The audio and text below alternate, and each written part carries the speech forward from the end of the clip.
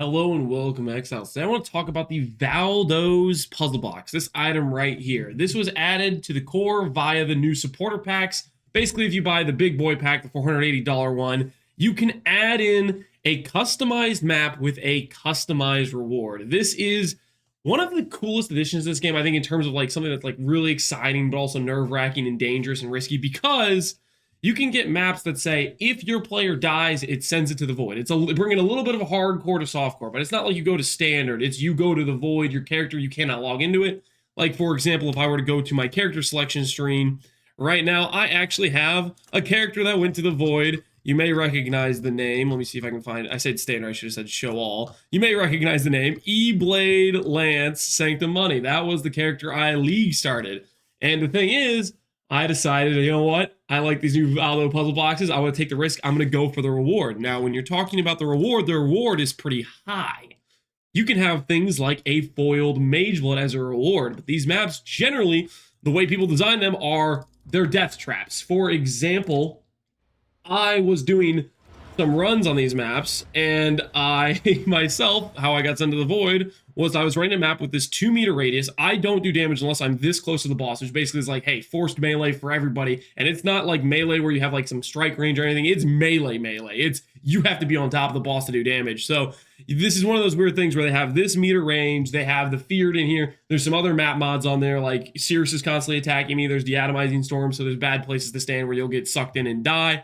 And basically, also on top of that, I'm playing a low life build, and I regret so much I did not spec the light radius node, because the light radius node would have made it so I could see a little bit better, because Laboratory is a dark map, but I was really strapped for passives and I didn't want to go for it, and I regret it, because what happens is I see Ziri's doing her storm calls, then she starts this one. I know these are about to go off. I'm like, okay, it's not safe for me to dash back through there. There's a good chance I get destroyed by some of these storm calls. I'm going to dash downward. I knew the other feared bosses were there. I've already lured away and killed Chayula and Cortex. I just needed to deal with Shaper, Itziri, and Elder. I had lured Itziri away, but this kind of limited my path. Ultimately, what I should have done is when she started these storm calls, I should have went straight up. I should not have gone down. I basically sealed my fate here a little bit. You'll see Shaper sees me. He locks on from off screen. He starts doing his beam, right? He shoots his beam.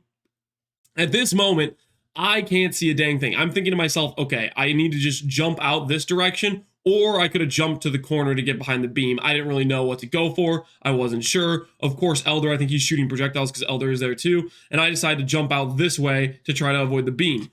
Unfortunately for me, underneath all this madness, there's actually a table right there. There's a table that I cannot see, and it's not a table you can jump over. It's a table that literally you can't jump over or something like that, because you can see I try to leap slam out. The thing that was killing me was this beam. I have decent damage against hits. I have 95 suppress. I have some less damage taken out of for a decent amount of things, but my character's max res is kind of low, and so this beam hurts a lot. I have triple LE flasks, but this beam still is going to chew me alive, and I needed to jump over. I did not succeed. Now you'll notice this screen here just says exit. It doesn't say revive in town. It doesn't say anything like that. That's because my character is now permanently in the void, because I lost to a table. Where's that garbage table?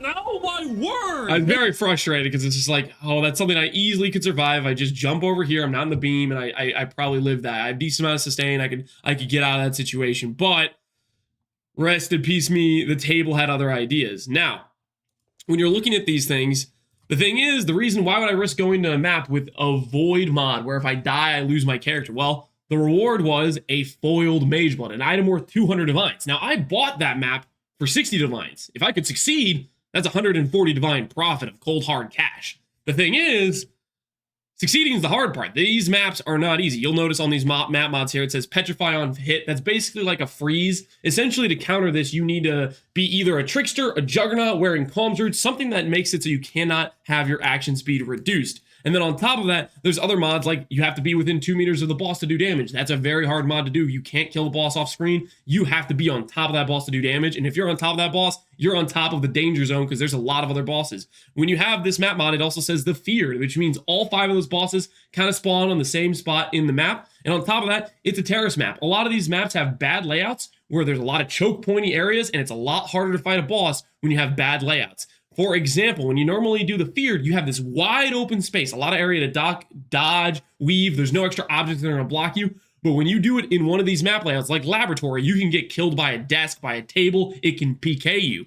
Now, on top of that, there's another mod on here that says players deal 10% less damage per item equipped. You'll notice if you count these out, you have 10 items. This does not include flasks. This doesn't include your jewels, but you have 10 items.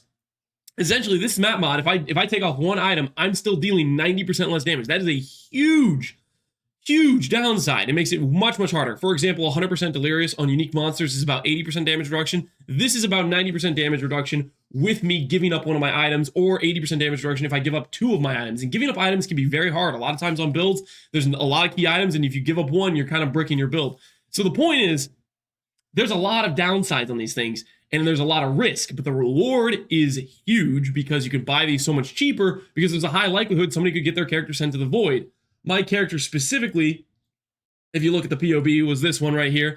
I actually didn't lose quite as much because I was planning to work on my next build anyways, and I had already begun the process of basically downgrading my items. Essentially, I took the percent life Wrathpith, which is a premium level corruption on a Wrathpith. I sold that one, and I bought one with reduced area damage taken from hits, which makes me a bit tankier. You know, I basically was swapping out a lot of my good items. I had a really good as the Great Wolf that I sold for a decent amount of money, and then I used this one Divine Ashtormentus, or whatever the cost is of a quality 95 roll, right?